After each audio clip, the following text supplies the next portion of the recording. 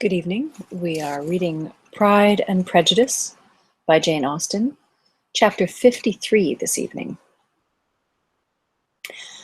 Mr. Wickham was so perfectly satisfied with this conversation that he never again distressed himself or provoked his dear sister Elizabeth by introducing the subject of it, and she was pleased to find that she had said enough to keep him quiet. The day of his and Lydia's departure soon came, and Mrs. Bennet was forced to submit to a separation which, as her husband had by no means entered into her scheme of their all going to Newcastle, was likely to continue at least a 12-month. "Oh, my dear Lydia," she cried, "when shall we meet again?" "Oh, Lord, I don't know. Not these 2 or 3 years, perhaps."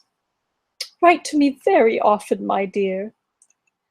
"As often as I can, but you know married women have never much time for writing. My sisters may write to me. They will have nothing else to do."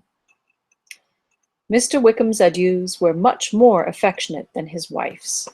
He smiled, looked handsome, and said many pretty things. "He is as fine a fellow," said Mr. Bennet, as soon as they were out of the house, "as ever I saw. He simpers and smirks and makes love to us all.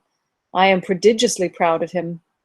I defy even Sir William Lucas himself to produce a more valuable son-in-law." The loss of her daughter made Mrs. Bennet very dull for several days. "I often think," said she, "that there is nothing so bad as parting with one's friends. One seems so forlorn without them." "This is the consequence, you see, madam, of marrying a daughter," said Elizabeth. "It must make you better satisfied that your other 4 are single." "It is no such thing. Lydia does not leave me because she is married, but only because her husband's regiment happens to be so far off. If that had been nearer, she would not have gone so soon."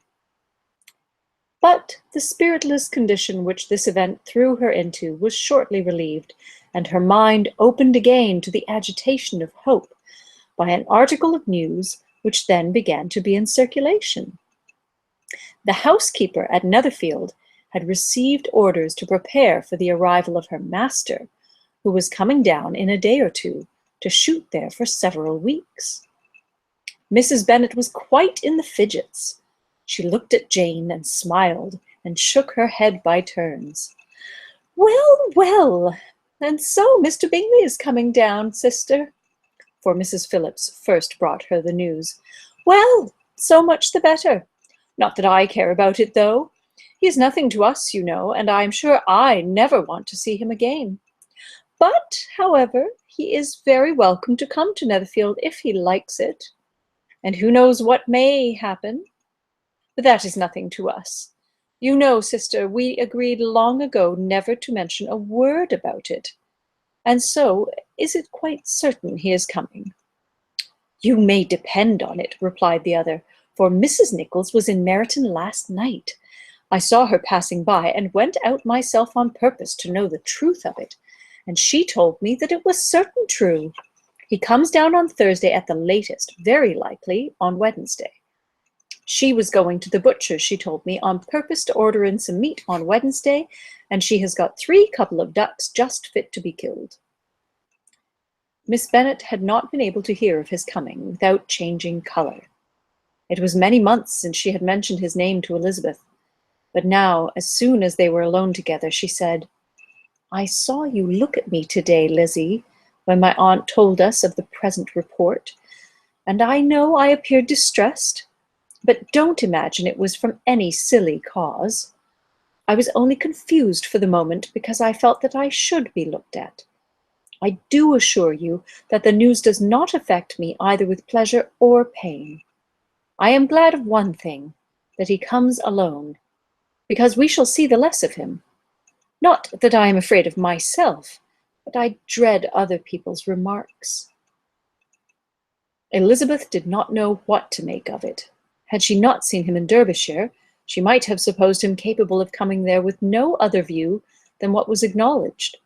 But she still thought him partial to Jane, and she wavered as to the greater probability of his coming there with his friend's permission, or being bold enough to come without it.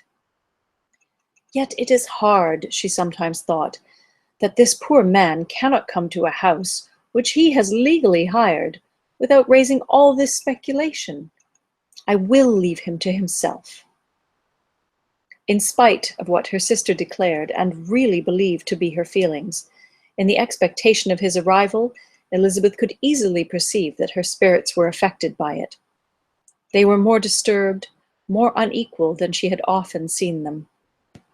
The subject which had been so warmly canvassed between their parents about a 12-month ago was now brought forward again. "As soon as ever Mr. Bingley comes, my dear," said Mrs. Bennet. "You will wait on him, of course." "No, no. You forced me into visiting him last year, and promised if I went to see him he should marry one of my daughters. But it ended in nothing, and I will not be sent on a fool's errand again." His wife represented to him how absolutely necessary such an attention would be from all the neighbouring gentlemen on his returning to Netherfield. "'Tis an etiquette I despise," said he. "If he wants our society, let him seek it. He knows where we live. I will not spend my hours in running after my neighbours every time they go away and come back again." "Well, all I know is that it will be abominably rude if you do not wait on him. But, however, that shan't prevent my asking him to dine here. I am determined. We must have Mrs. Long and the Gouldings soon. That will make 13 with ourselves, so there will be just room at table for him." Consoled by this resolution, she was the better able to bear her husband's incivility, though it was very mortifying to know that her neighbours might all see Mr. Bingley in consequence of it before they did. As the day of his arrival drew near, "I begin to be sorry that he comes at all," said Jane to her sister. "It would be nothing. I could see him with perfect indifference, but I can hardly bear to hear it thus perpetually talked of. My mother means well, but she does not know, no one can know, how much I suffer from what she says. Happy shall I be when his stay at Netherfield is over." "I wish I could say anything of comfort to you," replied Elizabeth, "but it is wholly out of my power. You must feel it, and the usual satisfaction of preaching patience to a sufferer is denied me, because you have always so much." Mr. Bingley arrived. Mrs. Bennet, through the assistance of servants, contrived to have the earliest tidings of it, that the period of anxiety and fretfulness on her side might be as long as it could.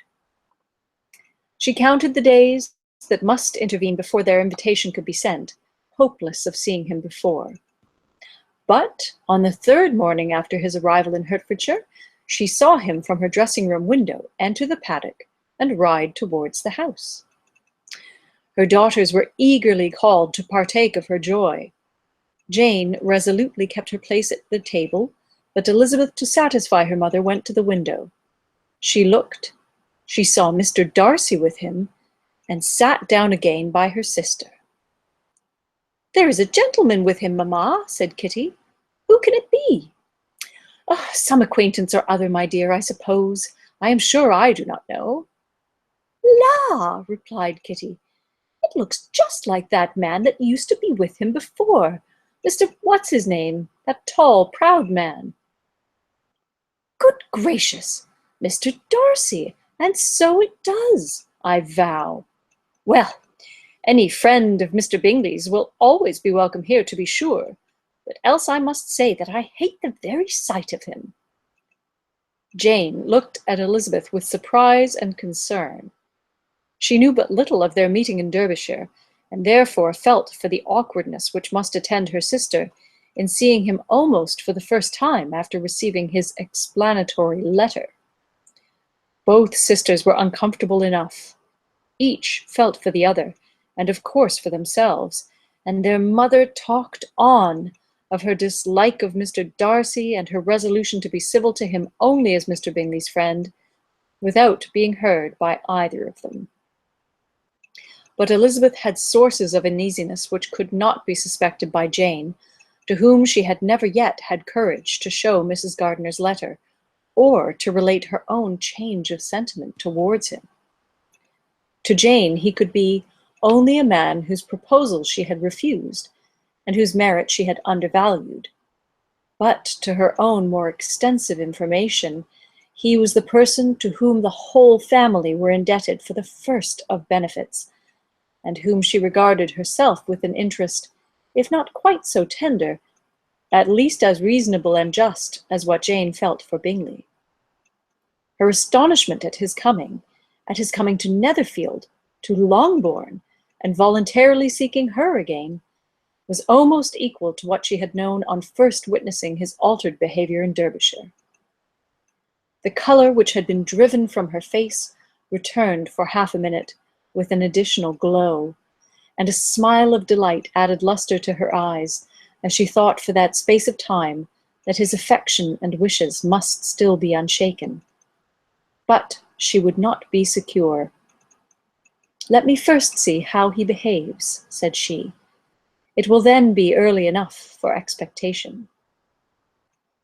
She sat intently at work, striving to be composed, and without daring to lift up her eyes till anxious curiosity carried them to the face of her sister, as the servant was approaching the door.